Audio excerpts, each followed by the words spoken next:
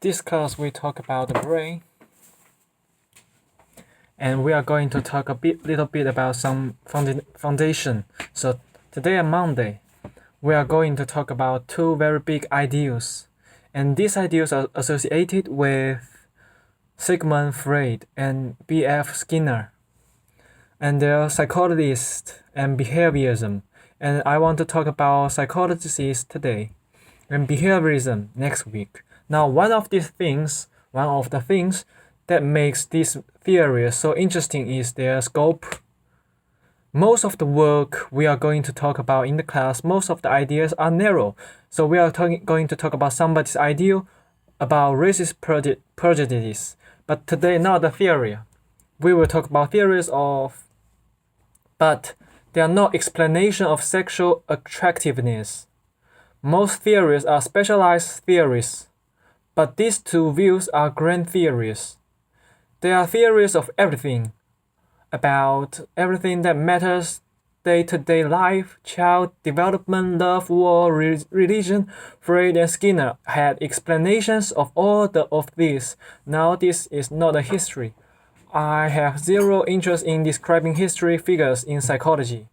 Just for the sake of telling you, what I want to tell you about thought is I want to talk about these ideas because so much, even more importantly, a lot of these ideas have critical influence on how we think about the present.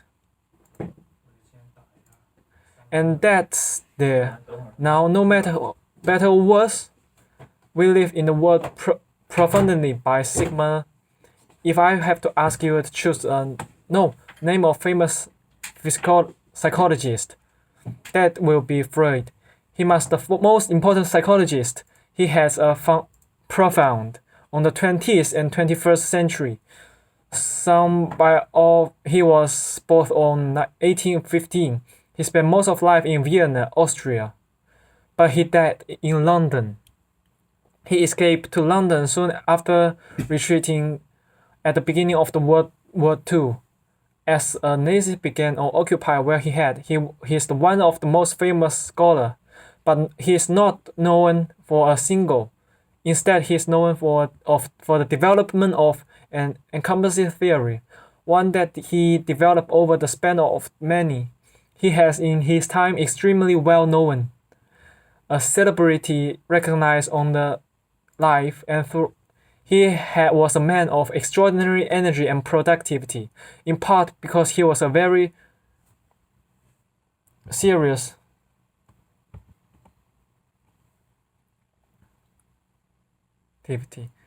cocaine addict, but also just a general. He was a high energy sort of human. He was up the Nobel Prize in medicine and in literature.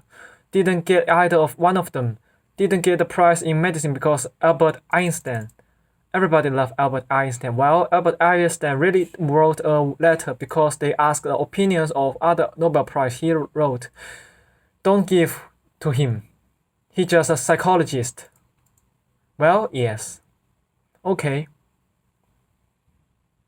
While he is the most universally acclaimed as a profoundly important intelligence, he is also an object of considerable dislike. This is in part because his character. He was not a very nice man in many ways. He was deeply ambitious to the cause of promotion psychologist, to the cause of presenting his view and defending it. And he often dishonest, extremely brutal to his friends and terrible to his enemies.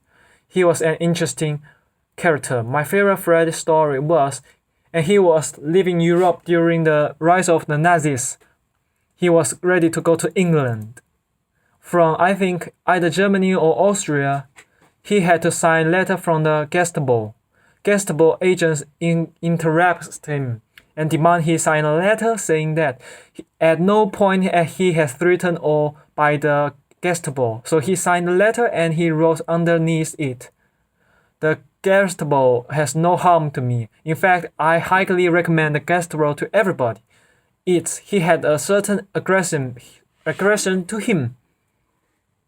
He also disliked, often hated because of his view."